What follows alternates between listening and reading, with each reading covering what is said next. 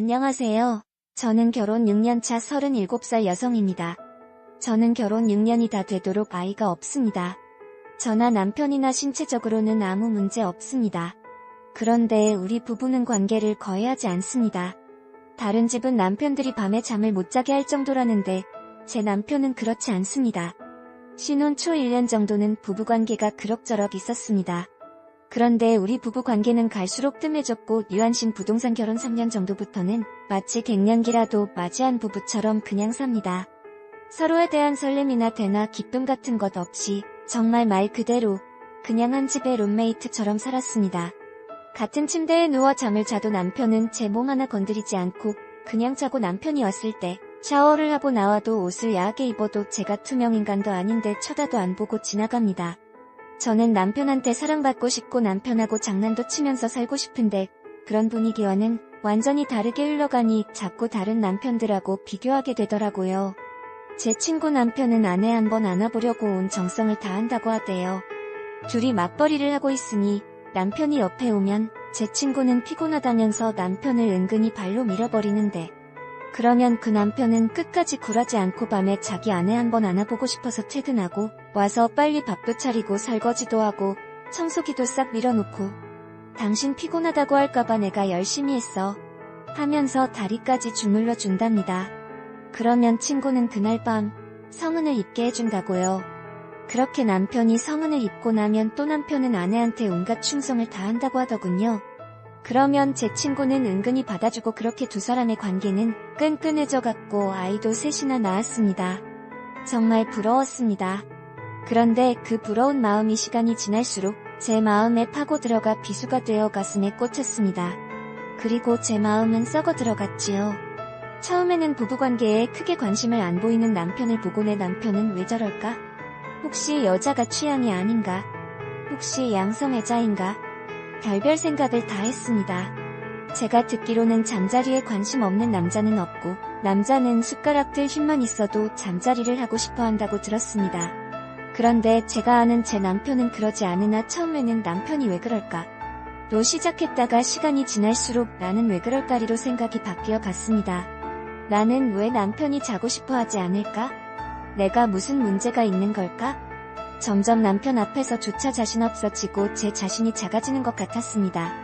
너무 비참했습니다. 하루는 자존심 다 버리고 남편한테 진지하게 물어봤습니다. 왜 잠자리를 안 하냐고, 내가 매력이 없냐고요. 그랬더니 남편은 자기는 여자하고 잠자리하는 별로 안 좋아한다고 했습니다.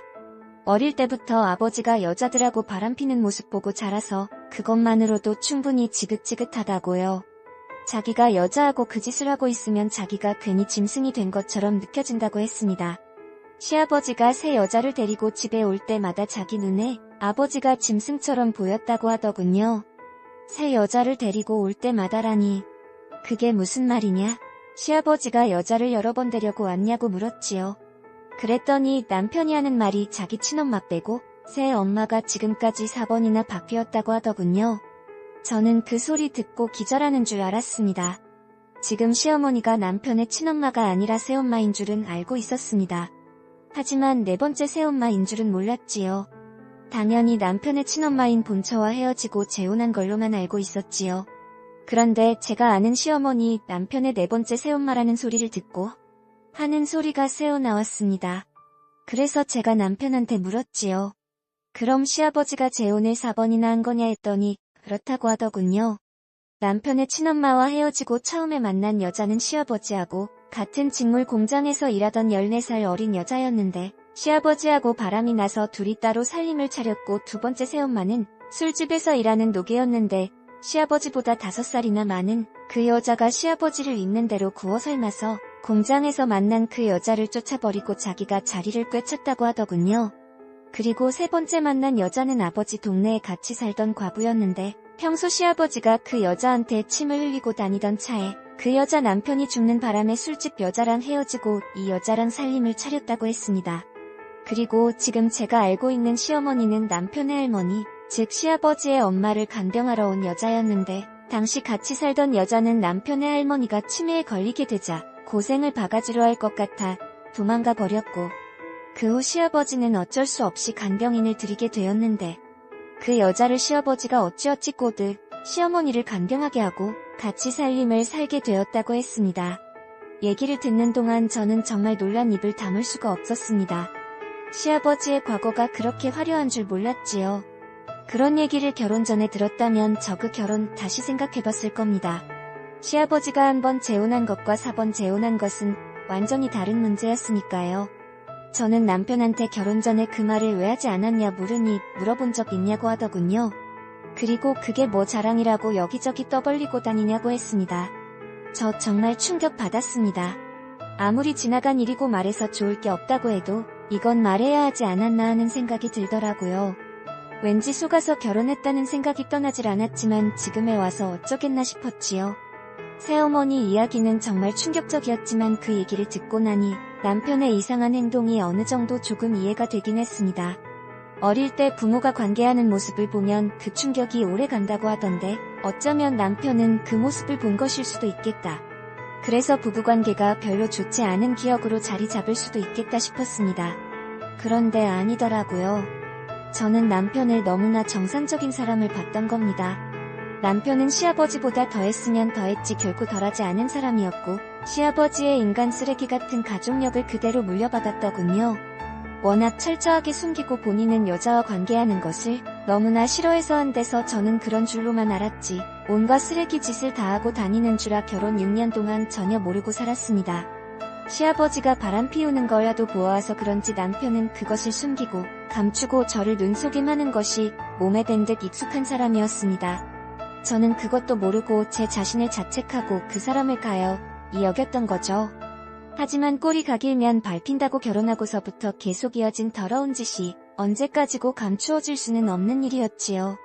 남편은 중견기업에서 근무 중이며 4조 3교대 근무를 하고 있습니다. 아침 8시부터 4시까지 근무하고 하루 쉬고 오후 4시부터 자정까지 근무하고 하루 쉬고 자정부터 아침 8시까지 근무하고 이틀 쉬는 이런 시스템입니다. 같은 방에서 잘 때도 있지만 늦게 들어오는 날에는 남편은 다른 방에 가서 잘 때도 많습니다. 저도 일을 하고 있고 다음날 아침에 출근해야 하니 저를 배려해서 다른 방에 가서 잔다고 했습니다. 저는 괜찮다고 한 방에서 같이 잤으면 좋겠다고 여러 번 얘기했지만 알겠다고 말만 하고 자다 일어나 보면 남편은 다른 방에서 자고 있었습니다. 그럴 때면 왠지 모르게 외롭고 우울했지만 왜 내 옆에서 안 자냐고 마냥 패쓸 수만은 없는 일이었지요. 그러던 어느 날 제가 독감이 지독하게 걸려서 열이 끓어오르고 회사도 못 가게 되었지요. 며칠 동안 밥만 겨우 챙겨 먹을 뿐 아무것도 할 수 없지요. 며칠 뒤 독감에서 나았을 때 남편이 입을 옷이 없다면서 도대체 빨래를 언제 한 거냐고 툴툴거리더군요. 속옷도 갈아입을 게 없다고요. 그러고 보니 빨래를 거의 일주일째 못 돌리고 있었던 겁니다. 그래서 저는 오늘 하루만 그냥 나가라고 내가 이제 좀 나아졌으며 빨래도 돌리고 하겠다고 했지요. 그날 빨래를 돌리고 빨래를 하나씩 널고 있는데 남편 속옷이 너무 많이 나오는 겁니다. 아무리 빨래가 밀렸다고 해도 이건 속옷을 적어도 하루에 한 개씩 이상 갈아입은 듯 했습니다. 회사에서 속옷을 갈아입을 일이 없을 텐데요. 평소에는 이틀에 한 번씩은 빨래를 돌리고 제 옷도 섞여 있으니 크게 눈치를 못했는데 거의 남편 옷만 있는데 다 속옷이 수두룩하니 나오니 이상하더군요. 왜 이렇게 속옷을 많이 갈아입을까 싶었지요. 저는 그 다음부터 남편을 좀 유심히 보게 되더군요. 남편은 집에 들어오면 그 시각이 오밤중이건 아침이건 예의 없이 샤워부터 하고 옷은 세탁기에 넣었습니다. 남편 속옷을 살펴보니 앞부분에 뭔가 말라붙어서 딱딱하게 굳어 있었습니다. 모든 속옷이 다 그런 건 아니고 3개 중에 1개 정도 뭔가 묻어서 딱딱한 게 굳어 있더군요. 그것은 남자 몸에서 나오는 것 같았습니다. 소변은 아무리 말라도 이렇게 딱딱하게 굳지는 않으니까요. 잠자리하는 것도 좋아하지 않는다는 남편이 속옷 3개에 하나 꼴로 속옷을 더럽혀 오는 것이 너무나 이상했습니다. 제가 남자의 신체 구조에 대해서는 잘 모르지만 흥분되거나 원가의 자극을 받았을 때 나오는 것인데 그렇다면 남편은 적어도 2-3일에 한 번씩은 뭔가의 흥분을 느낀다는 얘기였습니다. 저는 느낌이 너무 안 좋았습니다. 분명 뭔가 있다는 생각이 들더군요. 남편에게 말해봐야. 피곤하니 그만해라. 또 시작이다. 제발 나 좀 가만히 놔둬라 알게 뻔했습니다. 제가 진지하게 얘기 좀 하려고 하면 남편은 늘 그랬습니다. 그래서 대화가 이어지지 않고 그 대화는 항상 답답하게 아무 말도 듣지 못하고 끝이 나거나 제가 얘기를 계속 이어가려고 하면 싸움이 되어 끝이 났지요. 그렇게 얘기를 피하는 이유, 저와 잠자리를 하지 않는 이유, 그리고 속옷이 더럽혀져 오는 이유 모두 같은 이유가 아닐까라는 생각이 뒤늦게서 들더군요. 틈틈이 남편의 가방 외투, 그리고 차를 살펴보았습니다. 안녕하세요. 저는 결혼 6년, 가방과 외투에서는 아무것도 발견하지 못했고 남편의 차 운전석 아래에서 작은 손가방을 하나 발견했는데 그 손가방 안에서 먹는 약과 튜브 연고 같은 것이 있었습니다. 하나는 비그라였고 글 하나는 뭔지 몰라서 인터넷으로 찾아봤습니다.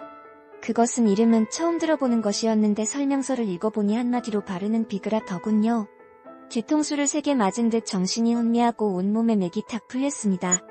내 앞에서는 매일 피곤하고 관계하는 것 안 좋아하고 그런 게 밝히면 자신이 짐승 같다고 한 사람이 먹고 바르면서 도대체 어디서 무슨 짓을 하고 다녔던 건지, 지금까지 내가 봐온 사람은 누군지, 이 사람 도대체 어떤 사람인지 5만 가지 생각으로 머리가 터져버릴 것 같았습니다. 저는 남편이 낙근무를 하고 들어온 날 은근히 다가가 봤습니다. 남편의 반응은 똑같았습니다. 피곤하다. 나 이런 거 별로 좋아하지 않는다. 정말 그 입을 막아버리고 싶었습니다. 피곤하고 좋아하지 않는 사람이 먹고 바르고 뭐 했을까요? 미친 인간, 쓰레기. 저도 모르게 욕이 절로 나왔습니다. 미친 인간, 먹고 바르면서 뭘 하는지 확인 한번 해보고 싶더군요. 더러운 짓을 하고 다녔다면 분명 어딘가에 그 증거가 있을 거라 생각했죠. 저렇게지 마음을 숨길 자기가 한 더러운 짓도 분명 어디 꽁꽁 숨겨뒀을 겁니다. 저는 서두르지 않고 하나씩 남편의 모든 것을 뒤졌습니다. 남편의 휴대폰은 열 수 없었고 남편의 컴퓨터는 확인할 수 있었습니다. 저는 C드라이브의 폴더를 몇 날 며칠 동안 하나하나 다 열어봤습니다. 그 중에 업무보고라는 폴더가 있었는데 그 폴더에는 남편의 오랜 일기가 들어있었습니다. 그 일기는 다름 아닌 남편이 변태업소를 드나들면서 그곳에 대한 기록과 자신의 느낌을 적어놓은 것인데 결혼하기 전부터 쓰기 시작했던 것이었습니다. 그 일기가 얼마나 적나라하고 생생하게 기록해두었는지 가보지 않아도 그곳의 분위기가 그대로 느껴질 정도였습니다. 일명 업소 출입 일기였던 거죠. 하루는 남편이 키스방을 갔는데 그날의 기록을 보면 이렇습니다. 키스방을 가기 위해서 전화를 했는데 8시 타임이 비어있다고 했다. 도착하니 양치부터 하라고 했고 NF로 하겠냐고 물었다. NF가 뭔지 몰라 그게 뭐냐고 물으니 뉴페이스를 줄여서 NF라 한다고 했다. 가격은 30분에 4만원 1시간에 7만원이었고 스방 안에는 넓은 2인용 소파가 있었다. 키스방에는 회원 필독사항 문구가 있었는데 탈의를 요구하거나 과도한 응용식을 하면 환불 없이 퇴장된다고 했다. 잠시 후 20살 정도 돼 보이는 아가씨가 들어왔고 자기소개를 했다.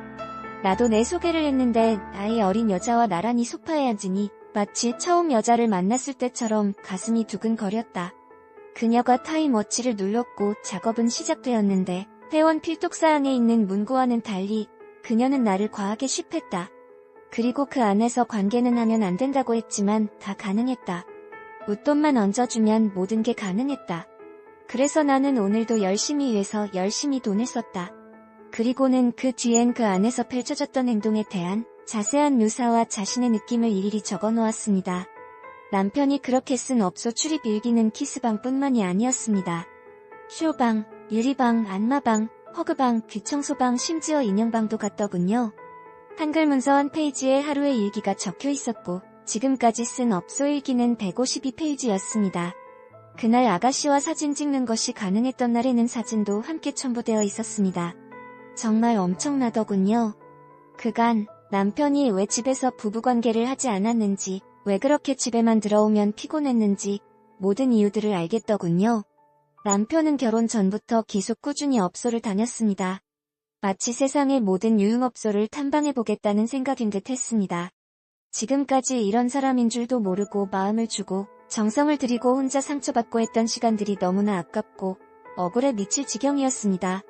남편은 비정상적인 성관계를 추구하는 업소 중독자였고 변태성 입자였습니다. 내 남편이 내가 애를 태우고 사랑을 갈구했던 사람이 이런 사람인 줄 꿈에도 몰랐습니다. 이 남자는 저한테만 의욕이 없었지 직장도 번듯했고 사람들하고 관계도 나쁘지 않았으며 저와 결혼하기 전에 부모님께 대하는 예절이며 저에 대한 매너도 좋은 사람이었습니다. 폭력적이지도 않았고 말을 거칠게 하는 사람도 아니었습니다. 우리 밤에 부부관계만 잘 진행되었다면 저는 너무나 괜찮은 남자와 결혼했다고 생각할 뻔했습니다. 그런데 이런 이상한 사람이었다니 정말 끔찍했고 한시도 저는 이 사람과 한 집에 있고 싶은 마음이 없었습니다. 그리고 너무나 다행이고 감사한 건 우리 사이에 아이가 없다는 것이었습니다. 만약에 아이가 있었다면 시아버지와 남편에 이어 아이까지 어떻게 변했을까 생각만 해도 심장이 벌렁거렸습니다. 남편에게 크게 잊지도 않은 전까지 뚝 떨어져 버렸습니다. 저는 남편이 오기 전에 컴퓨터에 있는 업소 일기를 다 제 메일로 옮겼고 그 집에 있는 저의 모든 짐을 챙겨서 친정으로 와버렸습니다. 그리고 저는 이혼하자는 문자 한마디만 남기고 남편과 연락될 수 있는 모든 것을 차단시켜버렸습니다. 그리고 제가 가지고 있던 모든 자료를 인쇄해서 시댁에 한 부 남편의 누나 집에 한 부를 보냈고 그리고 남편 앞으로 남편의 회사 주소를 적어 한 부를 보냈습니다. 제가 보낸 우편물이 도착하고 다음날 남편은 제가 있는 친정으로 찾아왔더군요. 얘기 좀 하자고 했습니다. 부모님은 얘기할 것도 없다며 이대로 둘이 갈라서라고 이런 사람 1분 1초라도 더 만날 필요 없다고 하셨지요. 저는 그래도 마지막으로 얘기는 해야겠다 싶어서 그 사람을 데리고 따로 나왔습니다. 친정 근처 공원에서 만났는데 그 남자는 자기가 미안하다, 잘 못했다고 하더군요. 앞으로 업소를 끊고 잘 살아보겠다고요. 바보 천치가 아니고서야 그 말을 누가 믿나요? 그 말은 못 들은 걸로 무시하고 제가 물었습니다. 나랑 결혼은 왜 했어? 진심 궁금해서 물은 것이었습니다. 그런데 남편은 뭐라고 말도 못하고 가만히 있더군요. 그래서 다시 물었습니다. 나랑 결혼 왜 했어?